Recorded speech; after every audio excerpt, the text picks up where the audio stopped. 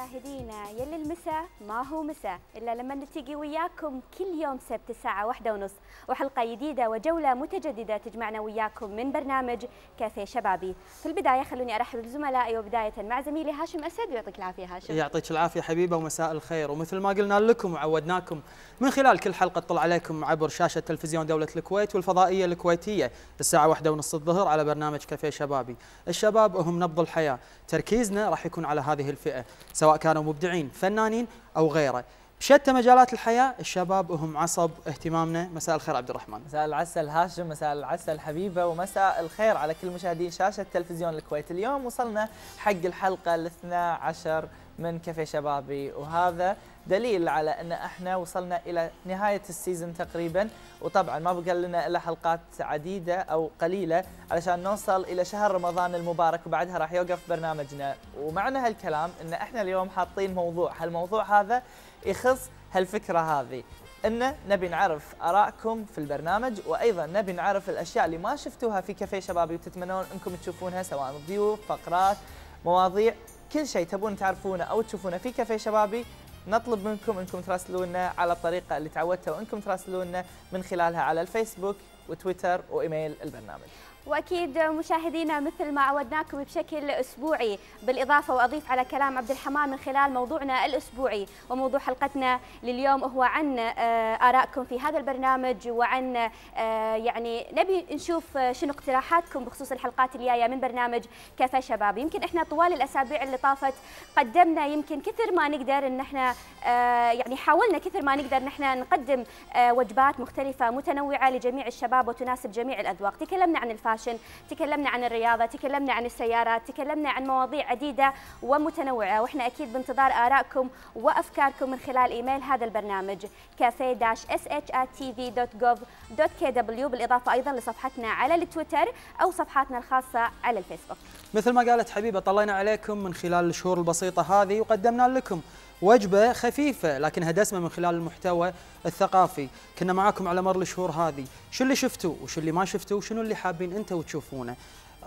خلونا نقول برنامج كافيه شبابي ما هو إلا مائدة حوار مفتوحة للتواصل ما بين الفئة الشبابية أو الفئة العمرية اللي تخص الشباب. خلونا نبلش من 15-16 وصولا إلى 35 سنة، احنا منكم وفيكم. وقبل لا نبلش حلقتنا لهذا اليوم اللي راح تكون متنوعة مثيرة وأيضا ثرية من نوعها، راح ننتقل حق هذه الأغنية الجميلة اللي راح تعرض حصرية لأول مرة للفنان عبد العزيز كسار، ونرجع لكم مرة ثانية.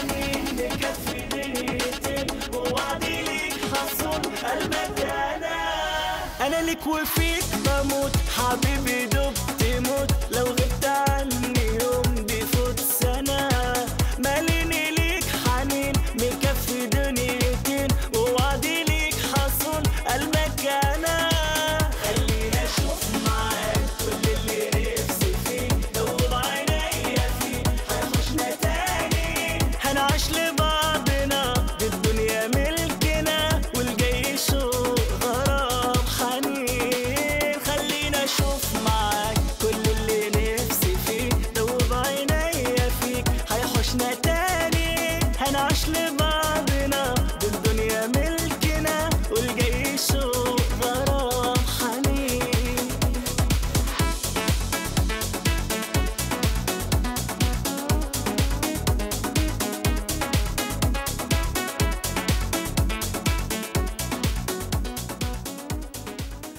شكر وايد كبير وخاص للفنان عبد العزيز كسار، الفنان الشاب عبد العزيز كسار على اهدائه لنا هذه الاغنيه الحلوه والمميزه عيشني وعيشني. احنا اليوم عايشين حياه وايد حلوه وجميله في استقبال للاثاث. شكر خاص وكبير لاستقبالهم لنا واستضافتهم لنا هني في كافيه شبابي. في كل اسبوع دائما يكون عندنا تقارير وعندنا فقرات، وهالاسبوع وبدايه تقاريرنا راح يكون مع واحدة مميزة تحبونها وايد، دائما تستمتعون انكم تشوفون اطلالتها معنا في البرنامج. واحدة دمها خفيف، عسولة وحبوبة، حبيبة. شلونك حبيبة؟ ميرسي والله احرجتني صراحة، ما توقعت التقديمة الجميلة. احنا عادة شنو التقرير اللي مسويته اللي فرش لك هالديباجة هذه؟ احنا عادة الصراحة دائما نقدم يعني ضيوفنا داخل الاستوديو بهذه الصورة الجميلة. اكيد شكرا عبد الرحمن. انا ارتأيت ان اليوم لازم احنا نقدم بعض بهالطريقة. الله يسلمك يا رب. اكيد تقريرنا التالي مشاهدينا كان مع عبد الله بن ناصر اللي عنده هواية جدا جميلة ومميزة، هي تجميع الحيوانات المحنطة بشكل جدا رهيب وبشكل جدا جميل. فعلا انا استمتعت من خلال هذا التقرير اللي راح تشوفونه بعد شوي. وشيء جميل امانة مشاهدينا لما احنا نشوف شبابنا يعني قاعد يبدعون من خلال ابداعات مميزة وجميلة. تعودنا لما الواحد يكون عنده يمكن مبلغ مالي انه هو يستثمره من خلال الاعمال التجارية صحيح. او من خلال التجارة المختلفة، لكن ان احنا نشوف شاب كويتي يستخدم نقوده من خلال شراء الحيوانات المحنطة، فطبعا هذا شيء يشكر عليه ونقول له فعلا رفعت اسم الكويت من خلال هذه الابداعات الجميلة. اكيد.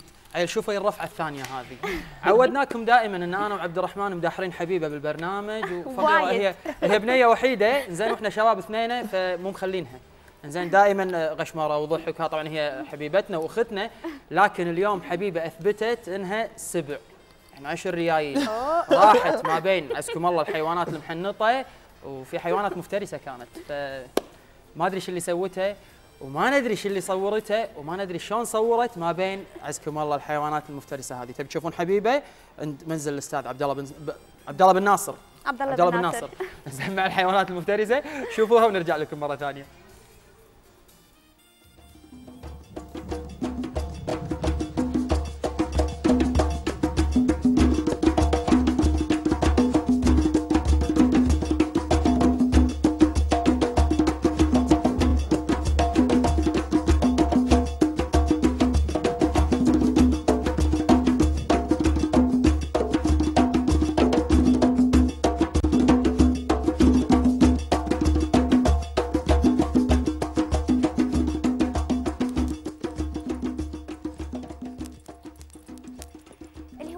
وايد عندنا بالكويت، وشباب الكويت ما شاء الله عليهم عندهم وايد هوايات متنوعة ومختلفة.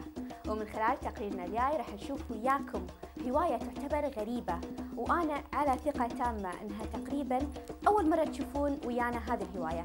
راح يكون وياكم ويانا أيضا لقاء مع أحد الأشخاص اللي عنده هواية تجميع الحيوانات الغريبة والعجيبة. طبعا بدايته كانت من خلال تربية هذه الحيوانات، واللي عقب ما ماتت أكيد حنطها بهذا الشكل.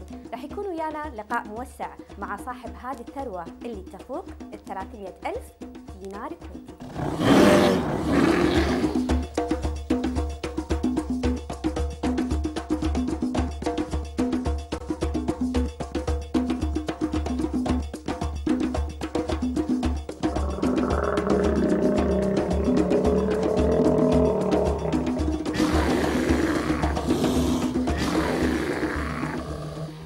لقاءنا مشاهدينا هاوي تجميع القطع الغريبة والنادرة للأستاذ عبد الله بن ناصر، ويعطيك العافية أبو ناصر. يعطيك العافية أختي، يا هلا مرحبا.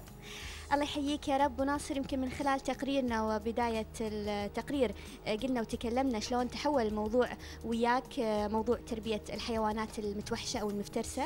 نعم. وانتقلت إلى التحنيط، فكلمنا عن هذه الانتقالة. ابتدت الهواية بتربية الحيوانات المفترسة وخاصة النمور، وبعدين لما حسيت أن هذه الهواية فيها خطورة حق بيتي وعيالي فتحولت إلى التحنيط. انزين، كلمنا عن الحيوانات اللي تستهويك، يعني بس الحيوانات المتوحشة أو المفترسة؟ لا، هو غالبا تكون الحيوانات النادرة. أوكي. من ضمنها النمور، الوحيد القرن، النمر العربي، الدب الأبيض وغيرهم. يعني نحب نوادر الحيوانات. وايد حلو. إنزين، لو تكلمنا شوي، يمكن احنا قلنا هم في البداية عن قيمة هذه الحيوانات وأعطينا سعر تقريبي، قلنا تقارب أو تفوق ممكن 300 ألف دينار كويتي. احنا ما نقدر نقول السعر هذا، احتمال انه يزيد او ينقص، لكن بالنهايه ان الحيوانات مكلفه لان هي نادره، وكذلك انه مو بس نادره، كذلك منو الشخص اللي حنط هذه الحيوانات ومصنف عالمي. فهي تكون القيمه في قيمه الحيوان مع تحنيطه، اليد اللي حنطت واليد اللي اشتغلت التحنيط. زين، عادة هالحيوانات أكيد ما نشوفها بالكويت يعني، فمن وين عادة تجيبها؟ هل من دولة معينة أو مجموعة دول؟ حسب الحيوان المنطقه اللي يعيش فيها الحيوان نفسه. يعني عندك ممكن تكون في القطب الجنوبي، القطب الشمالي، ممكن تكون في الجزيره العربيه، ممكن تكون في افريقيا، في امريكا، حسب الحيوان وندرته وين ان انا ابي اقتني الحيوان هذا فابحث عنه باي منطقه كانت ونجيبه، لكن طبعا الشغله تحتاج الى وقت وجهد ومراسلات كثيره. ان شاء الله. عموما احنا ما شبعنا من خلال انتقالنا من مكان الى مكان داخل بيتك، اللي كل زاويه فيه تحتوي على شيء معين او تراث معين، فاحنا الحين نكمل جولتنا وياك. شاكر. ونشكر لك على هذا اللقاء. تفضل وحياكم الله.